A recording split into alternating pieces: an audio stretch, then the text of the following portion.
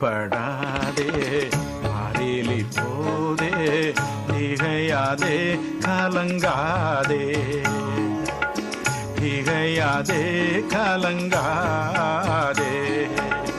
தெரிந்து கொண்டேன், பேர் சொல்லி அழைத்தேன், அறிந்து கொண்டேன், நீ என்னுடையவன். பயப்படாதே, மாறிலி போதே, திகையாதே, கலங்காதே, திகையாதே, கலங்காதே.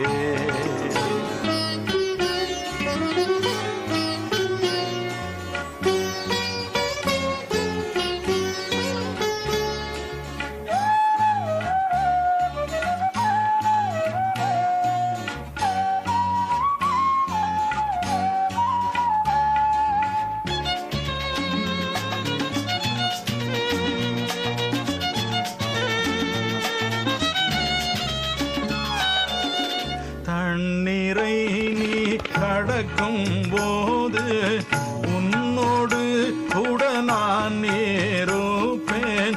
ஆறுகளை நீ கடக்கும் போது அவைகள் உன்மேல் புரளுவதில்லையே. பயப்படாதே, மாறிலி போதே, திகையாதே, கலங்காதே, திகையாதே, கலங்காதே.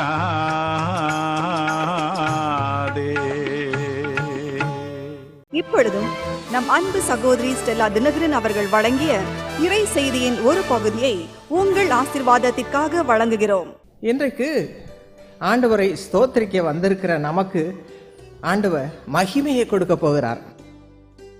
அருமையான சங்கீதம் 24, 7, 9, 10 இவைகளை வாசிப்பீர்களானால் அந்த அழகான காரியத்தை வாசிக்கிறோம். வாசல்களே உங்கள் தலைகளை உயர்த்துங்கள், அநாதி கதவுகளே உயருங்கள், மகிமையின் ராஜா உட்பிரவேசிப்பார். வாசல்களே உங்கள் தலைகளை உயர்த்துங்கள், அநாதி கதவுகளே உயருங்கள், மகிமையின் ராஜா உட்பிரவேசிப்பார். யார் இந்த மகிமையின் ராஜா? அவர் சேனைகளின் கர்த்தரானவர், அவரே மகிமையின் ராஜா. யார் இந்த மகிமையின் ராஜா? அவர் எப்படிப்பட்டவர்? சேனைகளின் கர்த்தராகிய தேவனே மகிமையின் ராஜா. இவர் இன்றைக்கு உட்பிரவேசித்திருக்கு. எங்க உட்பிரவேசித்திருக்கிறார்? இந்த ஹாலுக்குள்ள உட்பிரவேசித்திருக்கிறார். ஏன் தெரியுமா? நீங்கள் எல்லாரும் அவரை பார்க்க வாஞ்சியோடு வந்திருக்கிறீர்கள். சும்மா வேற எதுக்கும் வரல. மழை பெய்து கொண்டிருந்தது, ஆனால் நீங்களாம் மழையை பார்க்கல, ஒன்றும் பார்க்கல, வந்திருக்கிறீங்க. ஆகவே ஆண்டவர் என்ன சொல்வார்? இவர்களுக்காக நான் மகிமையின் ராஜாவாக உட்பிரவேசிப்பேன். இப்போ நீங்கள் உள்ளே வந்தது போல அவரும் வந்திருக்கிறார். மகிமையின் ராஜாவாகிய தேவன் நம்ம மத்தியில் இருக்கிற எத்தனை பேர் விசுவாசிக்கிறீங்க? ஆமென், ஹல்லேலூயா. தான் நம்முடைய விசுவாசம். சேனைகளின் கர்த்தராகிய தேவன் நம்மோடு வந்து உட்கார்ந்து இருக்கிறார், நம் மத்தியில் இருக்கிறார், நம் மத்தியில் அசவாடி கொண்டிருக்கிறார். ஆகவே பிரியமானவர்களே, அவர் என்ன சொல்றாரு? என்னுடைய மகிமையை நான் வேறொருவருக்கும் கொடுக்க மாட்டேன். நீங்கள் எனக்கு கொடுக்குற மகிமையை நான் எடுத்துக்கொள்வேன், எனக்கென்று எடுத்துக்கொள்வேன். அதுதான் ஏசாயா 42:8, 48:11 இது வசனங்களில் அவர் என்ன சொல்லுகிறார்? என் மகிமையை நான் வேற ஒருவருக்கும் கொடுக்க மாட்டேன். ஆகவே அவர் என்ன செய்கிறாராம்? நோவா அந்த பெரிய பேழையிலிருந்து வெளியே வரான். வெள்ளத்தினால எல்லாம் அழிந்து போனது. அவனும் அவனுடைய குடும்பத்தார் மட்டும் இருக்கிறாங்க. வெளியே வந்த உடனே நோவா என்ன செய்தான்? முதல் காரியம் ஆண்டவருக்கு ஸ்தோத்திர பலி செலுத்தினான். சுகந்த வாசனை அதை முகர்ந்தார். அப்படிதான் பிரியமானவர்களே, இன்றைக்கு நீங்கள் செலுத்தின ஸ்தோத்திர பலியை கர்த்தர் என்ன செய்திருப்பார்? சுகந்த வாசனையை முகர்ந்து இருப்பார். இங்கே தான் இருப்பார், நம்ம மத்தியில் தான் இருப்பார். ஹல்லேலூயா. அவர் நீங்கள் யார் யார் உண்மையாக இருதயத்தின் ஆழத்திலிருந்து ஸ்தோத்திரம் பண்ணீங்களோ, சாட்சி சொன்னீங்களோ, உங்களை எல்லாம் பார்த்து என்ன சொல்லுவார்? சுகந்த வாசனையை முகர்ந்து கொண்டிருப்பார். ஹல்லேலூயா. இப்படித்தான் நம்முடைய வாழ்க்கையில் நாம் எப்பொழுதெல்லாம் ஸ்தோத்திரிக்கிறோமோ அப்பெல்லாம் மகிமைப்படுத்துகிறோம். இதை தான் சங்கீதம் 50:23 என்ன வாசிக்கிறோம்? ஸ்தோத்திர பலி இடுகிறவன் என்னை மகிமைப்படுத்துகிறான்.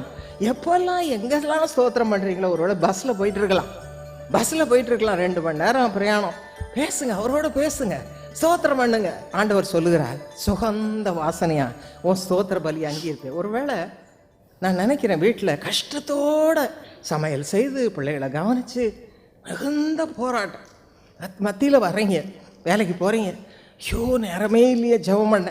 இந்த பஸ்ஸில் ட்ரெயினில் ஆண்டவருக்கு ஸ்தோத்திரம் பண்ணுங்க. ஆண்டவரே எவ்வளவு நல்லவர், எனக்கு எவ்வளவு கிருபை, ஒன்று ஒன்றாக எண்ணி பாருங்கள். அந்த ஸ்தோத்திர பலியை மூலமாக ஆண்டவர் என்ன செய்கிறார்? மகிமைப்படுகிறார். அவர் சந்தோஷமாக அவன் கூட வருவார். உன் கூட வந்து என்ன சொல்லுவார்? என் பிள்ளை கொடுக்குற ஸ்தோத்திர பலி எனக்கு என்ன சந்தோஷம்னு அப்படி செய்கிற சகோதரியை குறித்து நன்றி செலுத்துவார். இதான் ஆண்டவருக்கு நாம் நன்றி செலுத்தி செலுத்தி அவருடைய மகிமையை பெற்றுக்கொள்வதற்கு ஒரே வழி. இந்த மகிமையை ஆண்டவர் இன்றைக்கு நம்ம கொடுக்க போகிறார். எப்படியெல்லாம் அவரை ஸ்தோத்திரம் பண்ணலாம், மகிமைப்படுத்தலாம், அதனால் நமக்கு என்னென்ன மகிமை கிடைக்கும் என்பதை குறித்து நம்ம சுருக்கமாக பார்க்க போகிறோம். முதலாவதாக வேதம் சொல்கிற சங்கீதம் 3:3 கர்த்தர் என் கேடகமும் என் மகிமையுமாக இருக்கிறார். தாவீது பாருங்க, ஆண்டவரை மகிமைப்படுத்தி கொண்டே இருக்கிறான். நீங்கள் சங்கீதம் நல்லா வாஸ்து பாருங்க, நிறைய இடத்துல அவன் என்ன செய்வான்? ஆண்டவரை துதித்து கொண்டே இருப்பான். எப்பொழுதும் துதி.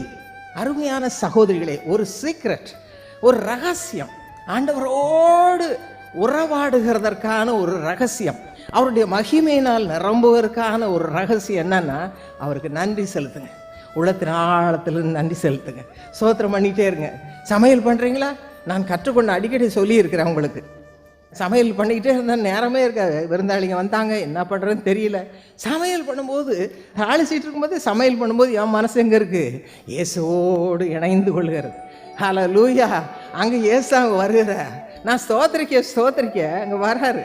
எரிச்சல் இல்லை, ஐயையோ எல்லாம் வந்துட்டாங்களே, எனக்கு நேரம் இல்லையே, எனக்கு வேலை வாங்குறாங்களே, இந்த புருஷனுக்கு வேறு தெரியாதா, இப்படி திட்டுறதை நிறுத்திட்டு நம்ம கர்த்தரை பார்த்து நன்றி செலுத்தும் பொழுது அங்கே என்ன நடக்க தெரியுமா? ஆண்டவர் அங்கே வருகிறார். என்ற மகிமையை அவர் விரும்புகிறார். ஸ்தோத்திர பலியிடுகிற என்னை மகிமைப்படுத்துகிறார். அங்கே வராரு. வந்து என்ன செய்வார்? நம்முடைய குழம்பு கூட்டெல்லாம் நமக்கு ஒருவேளை தெரியாமல் இருக்கலாம். இது ஒரு ரகசியம். அவர் அழகாக சமைச்சு கொடுத்துட்டு போயிடுவார். இது நம்புறீங்களா? என்னுடைய அனுபவம் இது. நான் விசுவாசித்தேன். அதனால் சமையல் செய்து வச்சா வர விசிட்டர்ஸ்லாம், என்ன நீங்கள் இவ்வளோ சமையல் கூட செய்வீங்களா, ரொம்ப ருசியாக இருக்கேன்னு சொன்ன காலம் உண்டு. அருமையான எது யார் இப்படி மாற்றுறாரு? நம்முடைய ஆண்டவர். காரணம் என்ன? நீங்கள் அவரோடு இணைந்து கொள்கிறீங்க. ஸ்தோத்திர பலி செலுத்த செலுத்த ஆண்டவரே நீரே என் கேடகம், நீரே எனக்கு மகிமை, எனக்கு என்ன இருக்குது, யார் திட்டினாலும் சரி நான் கவலைப்பட மாட்டேன்னு சொல்லி பாருங்க, உங்களுக்குள்ள சமாதானம் இருக்கும், ஆசீர்வாதம் இருக்கும். அப்படித்தான் நம்ம வேதத்தில் இன்னும் 69ஆம் சங்கீதம் 30ஆம் வசனம் வாசிங்க. தேவனுடைய நாமத்தை பாட்டினால் துதித்து அவரை ஸ்தோத்திரத்தினால் மகிமைப்படுத்துவேன். இந்த வசனம் கேட்கும் பொழுதே ஒரு தீர்மானம் செய்யுங்க. ஒரு தீர்மானம் செய்யுங்க. நான் என்ன செய்வேன்? என் ஆண்டவரை நான் துதிப்பேன். பாட்டு பாடி துதிங்க. துதித்து சொல்லுங்க, என் ஆண்டவரை நான் மகிமைப்படுத்துவேன். ஒரு தீர்மானம் உள்ளத்தில் சொல்லுங்க. ஆண்டவர் செய்த நன்மையை பாட்டினால் துதித்தவரை மகிமைப்படுத்து. அப்போ என்ன உண்டாகும்? மகிமையின் ராஜா உங்களுக்குள்ளே பிரவேசிப்பார். உங்களுக்கு இருக்கிற குணத்தை எல்லாம் மாற்றி போடுவார். முறுமுறுக்கிற குணத்தை மாற்றி போடுவார். கோப குணத்தை மாற்றி போடுவார். எரிச்சலை மாற்றி போடுவார். உங்கள் நிமித்தம் குடும்பத்தில் கர்த்தர் உங்கள் மூலமாக வருவார், உங்கள் வீட்டுக்குள்ளே வருவார். இன்றைக்கு அந்த தீர்மானத்தை எடுப்போம். நாம் எப்படி இருக்கிறோம்? ஒரு வேளை அப்படி இருக்கிறோமா? நம்முடைய வாழ்க்கையில் அப்படி இருக்குதா? இன்றைக்கு நாம் ஆண்டவருக்கு முன்னதாக சொல்லுவோம், ஆண்டவரே என்னை மாற்றும், என்னை மாற்றும், நான் மகிமைப்படுத்துகிறவர்களாக நான் இருக்க தாவீதை போல நான் மாற கிருபை தாரும் என்று சொல்லுங்க. அப்படி தான் ஒரு பெண்ணை குறித்து வேத புஸ்தகத்தில் வாசிக்கிறோம். 1 சாமுவேல் 2ஆம் அதிகாரம் 1 முதல் 10. அந்த பெண்ணினுடைய பெயர் அன்னாள். இந்த பெண்ணுக்கு குழந்தை இல்லை. அவளுக்கு புருஷனுக்கு இன்னொரு மனைவி, அவளுக்கு நிறைய குழந்தை. யோசித்து பாருங்கள் அந்த வீடு எப்படி இருந்திருக்கும். அந்த பெண்ணை எப்பொழுதும் குழந்தையை கொஞ்சிட்டு விளையாடிட்டு இருக்கா. ஆனால் அவளுக்கு இவளை கண்டா பிடிக்கலை. ஏன்னா என் புருஷன் இவளை அதிகமாக நேசித்தார். குழந்தை இல்லாத அன்னாளை நேசித்தான். அவளுக்கு கோபம், நான் இவ்வளோ குழந்தைய பெற்றுக் கொடுத்துருக்கேன், என் மேலே அன்பு இல்லையேன்ற கோபம். ஆனால் அன்னாளோ என்ன செய்தா தெரியுமா? எப்படி ஆசீர்வாதத்தை பெற்றுக்கொண்டாள்? அவள் ஆலயத்திற்கு போனாள், ஆண்டவரை தேடி போனாள், மகிமையின் ராஜாவை தேடி அவள் ஆலயத்துக்கு சென்றாள். கரெக்டாக செய்தாள். நீங்கள் அப்படி தான் செய்யணும். அப்போ தான் அந்த மகிமையின் ராஜா உங்களுக்குள்ளே வருவார். உங்களுக்குள்ளே வரும்போது உங்கள் வீட்டில் உங்களால் ஆசீர்வாதம், போகிற இடத்துல ஆசீர்வாதம், போக்கிலும் ஆசீர்வதிக்கப்பட்டிருப்பாய், வரத்திலும் ஆசீர்வதிக்கப்பட்டிருந்த ஆசீர்வாதம் எல்லாம் உங்களுக்கு ஆண்டவர் கொடுப்பார். எப்பொழுது? மகிமையின் ராஜாவை நீங்கள் மகிமைப்படுத்தும் பொழுது. அதைத்தான் தெரிந்து கொண்டார். புருஷன் சொல்கிறான், நான் 10 குமாரரை பார்க்கல, நான் அதிகம் அல்லவா என்று சொல்லுகிறார். அருமையானவளே, அப்படி அவள் சொன்னாலும் அவளுக்கு ஆண்டவரை தேடி போகிறாள். யாரும் புருஷனை நம்பி நான் போக மாட்டேன், நம்ப மாட்டேன். அவருடைய அன்பு எனக்கு போதாது, நான் தேவனை தேடி போட்டேன், தேவனை தேடி போட்டேன்னு போனேன். ஆகவே எனக்கு பிரியமான சகோதரி, ஒன்றை கற்றுக்கொள்ளுங்கள். அவர்கள் நல்லவர்கள், அவர்கள் எனக்கு உதவி செய்வார்கள், இவர்களுக்கு எனக்கு உதவி செய்வார்கள். மனுஷன் மேல் நம்பிக்கை வைக்காது. உங்களுடைய நம்பிக்கையும் உங்களுடைய கண்ணெல்லாம் யார் மேலே இருக்கணும்? தேவன், மகிமையின் ராஜா. இன்னைக்கு ஞாபகம் வச்சுக்கோங்க. இனிமேல் என்ன சொல்லணும்? மகிமையின் ராஜா, அவரை மட்டும் நான் பிடித்துக் கொள்வேன், வேற ஒன்றையும் பிடிக்க மாட்டேன். நீங்கள் போக வேண்டிய தூரம் வெகு தூரம். ஆனால் ஒரே ஒரு ரகசியம், இந்த அன்னாளை போல ஆண்டவரை, மகிமையின் ராஜாவை நீங்கள் உறுதியாய் பற்றி கொள்ளும் பொழுது அவர் உங்களோடு கூட இருப்பார். உங்கள் வாழ்க்கையை மகிமை உள்ளதாக மாற்றுவார். அவள் தேடினதுனால அவள் பாருங்க, என் பாட்டினால் என் உள்ளம் களி கூறுகிறது என்றாள். சந்தோஷமாக சொல்கிறாள். குழந்தை இல்லாதனால உடஞ்சி போன இருதயம் அவள் என்ன செய்கிறா பாருங்க, எப்படி அந்த ஆசீர்வாதத்தை பெற்றுக்கொண்டாள். நீங்களும் கவலையோடு வந்திருக்கிறீங்க. இனி கவலை வருமானால் என்ன செய்யணும், எப்படி மகிமையின் ராஜாவை தேடுவது என்பதை நாம் சுருக்கமாக பார்ப்போம். முதலாவது அவள் என்ன செய்தா? 1 சாமுவேல் 1ஆம் அதிகாரம் 15ஆம் வசனத்தில் வாசிப்பீர்களானால் அவள் என்ன செய்தாள்? ஆண்டவருடைய சமூகத்திலே தன் மன கிளேசத்தை எல்லாம் ஊற்றினாள். இது ஒரு நல்ல ஆசீர்வாதமான அனுபவம். இனிமேல் நீங்கள் என்ன செய்யணும்? உங்களுக்கு வாழ்க்கையில் கஷ்டம் வரும்பொழுது, வாலிபர்களாக இருக்கலாம், வயோதிபர்களாக இருக்கலாம், நடுத்தர வயது உள்ளவர்களாக இருக்கலாம், திருமணம் ஆனவர்களாக இருக்கலாம், ஆகாதவர்களாக இருக்கலாம். உங்களுக்கு கஷ்டம் வரும்பொழுது இந்த கஷ்டத்தை வேற மனுஷனோட சொல்லாதீங்க. மனுஷரால் கூடாதது தான் தேவனால் எல்லாம் கூடும். தேவனால் கூடும் இல்லை, எல்லாம் கூடும். ஆகவே மகிமையின் ராஜாவை இறுக பற்றி கொள்ளுங்க. எதனால என்ன செய்யுங்க? எந்த வயதினரானாலும் நீங்கள் ஓடி போய் அவரை பிடித்து கொள்ளுங்க. அவள் அப்படித்தான் செய்து தன் இருதயத்தில் உள்ளதெல்லாம் மனக்கிலேசத்தை எல்லாம் ஊற்றினாள். இதைத்தான் புலம்பல் என்ற புஸ்தகத்திலே 2ஆம் அதிகாரம் 19ஆம் வசனத்திலேயும், சங்கீதம் 62:8, 142:2 இவைகளெல்லாம் இன்னும் பல இடங்களில் வாசிக்கிறோம். ஆகவே பிரியமானவர்களே, இந்த இருதயத்தை ஊற்றுவதற்கு மகிமையின் ராஜா உடைய சன்னிதானத்திலே நாம் போக வேண்டும். இதுதான் ஜபம். அவரோடு நெருங்கி வாழ்கிற வாழ்க்கை உங்களுக்கு வேணும். அப்போ தான் உங்கள் வாழ்க்கையில் செழிப்பு உண்டாகும், ஆசீர்வாதம் உண்டாகும். இந்த பெண் அப்படி செய்தா, தன் இருதயத்தை ஊற்றினாள். ஆகவே கர்த்தர் அந்த இடத்துல இறங்கி அவளுடைய ஜபத்தை கேட்டார். 2வது என்ன செய்தாலாம்? அவள் போய் அவரை நம்பினாள். மார்க்கு 11ஆம் அதிகாரம் 24ஆம் வசனத்தை வாசிப்பீங்கன்னா அங்கே என்ன சொல்லப்பட்டிருக்கிறது? நீங்கள் ஜபம் பண்ணும் பொழுது எவைகளை கேட்டுக்கொள்வீர்களோ அவைகளை பெற்றுக்கொள்வோம் என்று விசுவாசியுங்கள், அப்பொழுது அவைகள் உங்களுக்கு உண்டாகும் என்று இயேசு கூறினார். ஜபம் பண்ணும்பொழுது எதுக்கு ஜபம் பண்ணுறோம்? நம்முடைய கண்ணீரெல்லாம் கேட்கிற ஆண்டவர் நம்முடைய ஆண்டவர், கண்ணீரெல்லாம் பார்க்கிறவர், உதவி செய்கிறவர் ஆண்டவர். ஆகவே அவரிடத்தில் நம்ம என்ன செய்யணும்? சொல்லும் பொழுது கர்த்தர் என்ன செய்வார்? நம்முடைய ஜபத்தை கேட்பார். ஆகவே இந்த பெண் என்ன செய்வா? அப்படி விசுவாசத்தோடு சொன்னான், எனக்கு குழந்தை இல்லை, ஆனால் ஆண்டவரால் முடியும், எல்லாம் முடியும், அவரால் எல்லாம் கூடும் என்று விசுவாசித்து ஆண்டவரிடத்தில் அவள் பெற்றுக்கொள்வோம் என்று விசுவாசித்தார். ஏசாயா 26ஆம் அதிகாரம் 3ஆம் வசனம் அப்படித்தான் சொல்லுகிறது. என்ன வாசிக்கிறோம்? உம்மை உறுதியாய் பற்றி கொண்ட மனதை உடையவன் உம்மையே நம்பி இருக்கிறபடியால் நீர் அவனை பூரண சமாதானத்துடன் காத்துக்கொள்வீர். முதலாவது உறுதியாய் பற்றி கொள்வது நம்பர். ஆகவே இப்படி செய்வீங்கும் போது சமாதானம் கிடைக்கும். இந்த பெண் பாருங்க, 15ஆம் வசனத்தில் வாசிக்கிறோம், தன் இருதய கசப்பெல்லாம் ஊற்றினாள். 18ஆம் வசனத்தில் என்ன வாசிக்கிறோம்? அப்புறம் அவள் துக்கமுகமாக இருக்கவில்லை. இன்றைக்கு சிலர் ஜபத்துக்கு வருவாங்க, அநேகர், சிலர்ல நிறைய பேர் எல்லாம் சொல்லுவாங்க, அவளும் பொறுமையாக கேட்போம். கேட்ட பிறகு கருத்தாய் பாரத்தோடு அவர்களுக்காக ஜெபிப்போம். ஜெபம் பண்ணும்போது என்ன விசுவாசிக்கணும்? கர்த்தர் ஜபத்தை கேட்டார், உதவி செய்வார். ஆனால் சில சகோதரிகள் என்ன செய்வாங்க? திரும்ப என்கிட்ட சொல்லுவாங்க, எம்மா பழையபடி எல்லாம் சொல்லுவாங்க. பழையபடி அதே கதை தான்.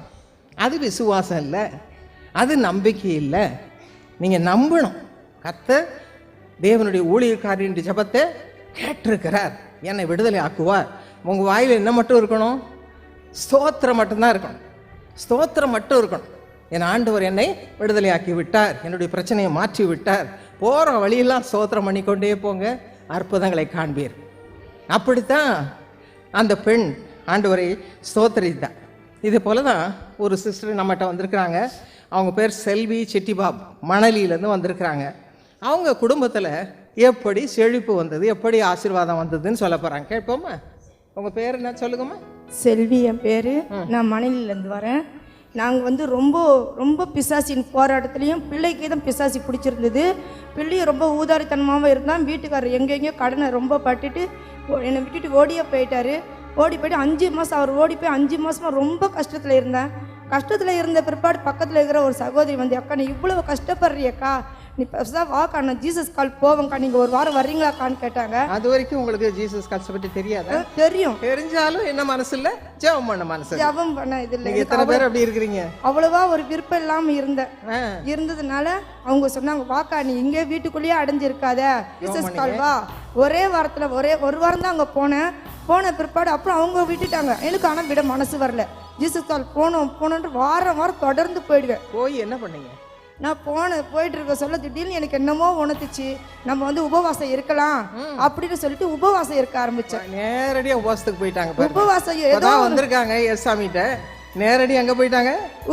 தன்னை தாழ்த்தி ஆண்டவர்கிட்ட ஜெபம் பண்ண ஆரம்பிச்சாங்க. உடனே உபவாசத்துக்கு போனோடனே நான் என்ன சொன்னேன், ஆண்டவரே நான் வீட்டுல எல்லாம் இருக்க மாட்டேன், திடீர்னு எனக்கு பஸ்ஸுக்கு காசு இருக்கோ இல்லையோ, ஆனா நான் எப்படின்னா சேகரிச்சு நான் ஜீசஸ் காலில் போய் ஜெப அறையில போய் நான் உக்காந்துருவேன்ப்பா அப்படின்னு சொல்லி ஒரு வைராக்கியத்தோட போய் நான் திண்ணையும் போய் பேக்ல ஒரு பைபிள் வரைக்கும் பேக்ல தூக்கி போட்டுட்டு ஒரு தண்ணி கேன தூக்கி போட்டு நேராக போய் ஜீசஸ் அறையில போய் உட்காந்து ஜெப அறையில போய் உட்காந்துருவேன். அப்படி ஜெபம் பண்ணனால என்ன? ஜெபம் பண்ண 6 நாள் ஆச்சு. 6ஆவது நாள் ப்ரேயர் ரூமில் போய் ஜெபம் பண்ண போனேன். என்னம்மா நீங்கள் வந்திருக்கேன்னு கேட்டாங்க. நான் சொன்னேன், இது 6ஆவது நாள் நான் இங்கே வந்து ஜெபம் பண்ணேன், ஆண்டி வர்றாங்க, நீ மேலே போ அப்படின்னாங்க. எனக்கு ஒன்றுமே பிள்ளை தப்புன்னு 2வது மாடி ஓடுனேன். ஆண்டி ஜெகத்தில் போய் நான் நின்ன உடனே ரொம்ப அற்புதமாக இருந்துச்சு. ரொம்ப அழகாக அவங்க பேசின ஒவ்வொரு மெசேஜை என் மனசு அப்படியே ஈர்த்துது. என்னால் தாங்க முடியாத ஆனந்தத்தில் இருந்தேன். அப்போ சொன்னாங்க, எல்லாரும் சேர்ந்து அமைதியோடு இருங்க, நீங்கள் வந்து ஆண்டவரை முழுமையாக நீங்கள் தேடணும் நீங்கள் நினச்சிங்கன்னா நீங்கள் எல்லாம் ஆண்டவரை கையை தூக்கி மேலே நோக்கி கண்ணை மூடுங்க, அங்கே இங்கே பார்க்கக்கூடாதுன்னு சொல்லி எங்களை ஒரு கட்டளை இடுற மாதிரி அன்றைக்கி கட்டளை இட்டாங்க. கட்டளை இட்டு எல்லாரும் கண்ணை மூடி நான் பாட்டு கண்ணில் தண்ணி தாரையாக தண்ணி ஊற்ற ஜபிச்சுட்டு இருக்கேன். ஜபிச்சுட்டு இருக்க சொல்ல என்னமோ ஒரு உருவம் மாதிரி ஒரு சிலுவையை அரைஞ்சா மாதிரி ரத்தம் ஒழுகிற மாதிரி அப்படியே தலையை கவுந்துட்டு ஒரு காட்சியை நான் கண்டேன். என் மேலே ஒரு அபிஷேகம் வந்து இறங்கின மாதிரி இருந்தது, ஒரு மின்னல் மாதிரி. இவங்க ஜபிக்க எல்லாரும் கண்ணை திறந்தோடனே நீங்கள் நான் கண்ட காட்சி என்னென்ன, நான் ஜபிச்சதில் நீங்கள் என்னென்ன காட்சி கண்டீங்கன்னு எல்லாம் விண்ணப்பத்தை எழுதி கொடுங்கம்மான்னு சொல்லிட்டு அவங்க ஜபிக்க ஆரம்பிச்சிட்டாங்க. ஆண்டவரே அன்னைக்கு வச்ச ஆண்டவரே இந்த ஜபம் இது விண்ணப்பம் ஆண்டி கையில் கட்டி என்னைக்குனாலும் என் வாழ்க்கையில் நான் சாகிறதுக்குள்ளே இந்த விண்ணப்பம் கையில் கிடைக்கணும்.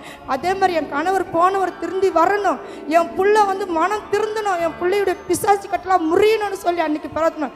அதன் பிரகாரம் ஆண்டவர் கிருபையில என் பிள்ளை நல்ல முறையில் திருந்திட்டான்.